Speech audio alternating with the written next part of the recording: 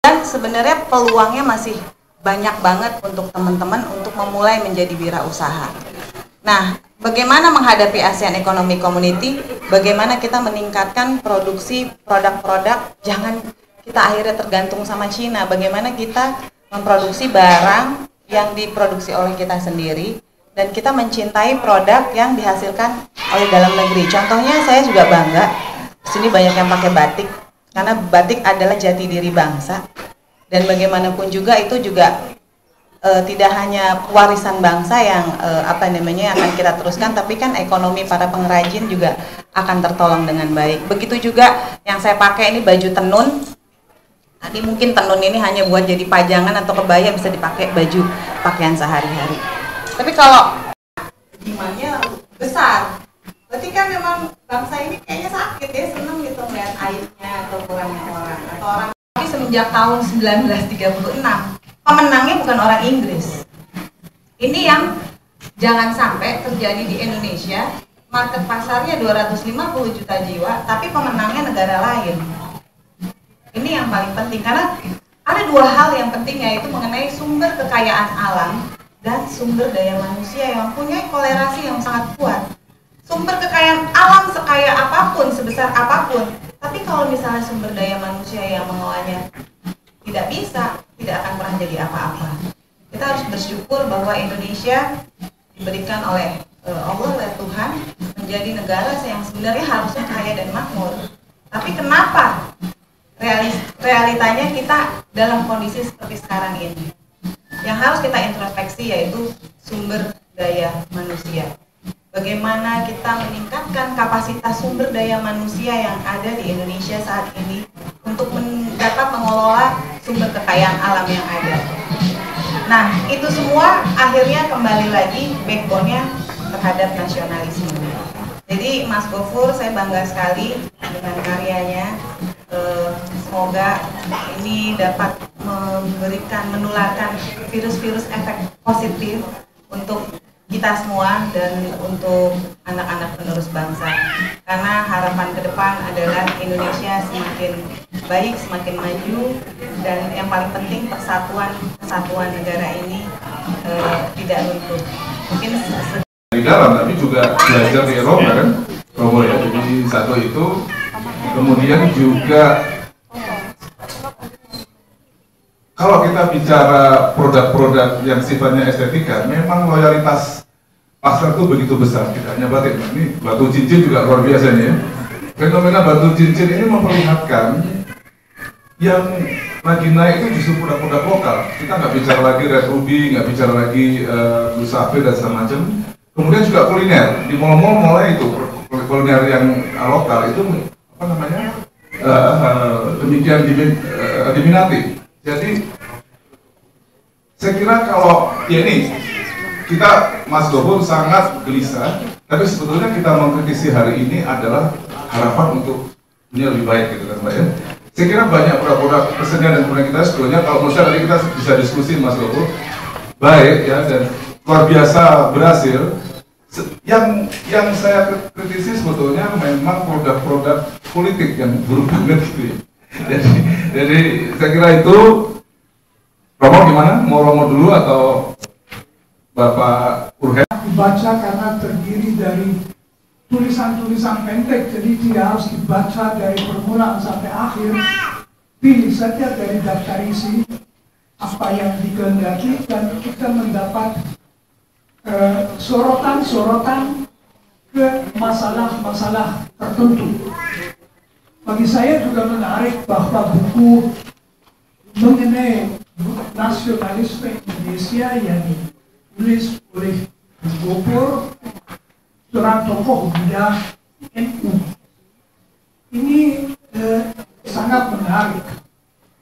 Itu membuktikan sesuatu yang saya kira sudah cukup jelas, bahwa sebuah paradigma yang masih saya dengar waktu saya datang 54 tahun yang lalu ke Indonesia, selalu disebut-sebutkan tidak benar, yaitu paradigma Islam nasionalis.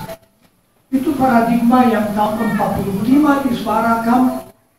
Soekarno mencoba yang mengatasinya dengan Nasakom dulu, tetapi Orde Baru lalu memainkan itu lagi.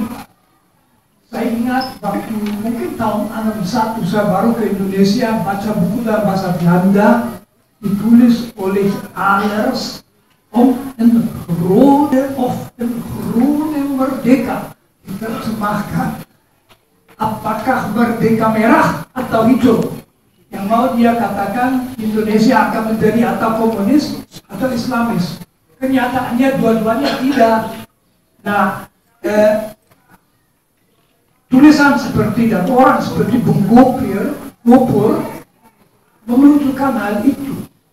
Ini sebuah paradigma yang juga masih dimainkan Soeharto dengan selama 20 tahun, seakan-akan berdasarkan kecurigaan terhadap apa yang disebut Islam, tidak membedakan, tidak memperhatikan bahwa di tahun 50-an MI Masyumi menjadi dukungan Indonesia yang merdeka dan tentu sampai hari ini orang bilang Uni Soviet Yugoslavia ternyata tidak.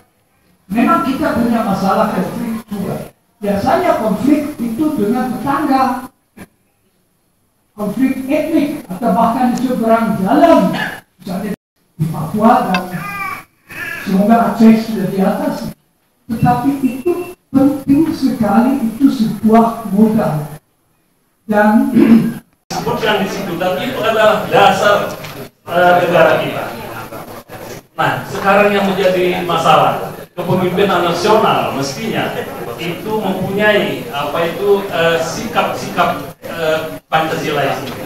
Bagaimana dilihat dari sisi ketuhanan, rasa persatuan, rasa kebangsaan, rasa keadilan, itu harus betul-betul berpegang kepada hukum. Karena negara kita adalah negara hukum, bukan berdasarkan pada kekuasaan semata.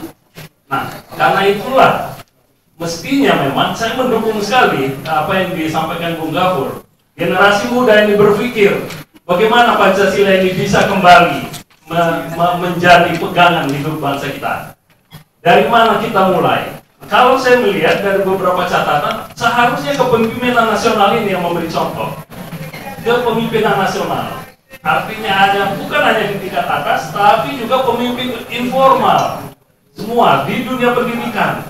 Pancasila harus diperkenalkan secara baik. Juga sejarah Indonesia. Karena apa? Kita hampir-hampir melupakan sejarah kita sendiri.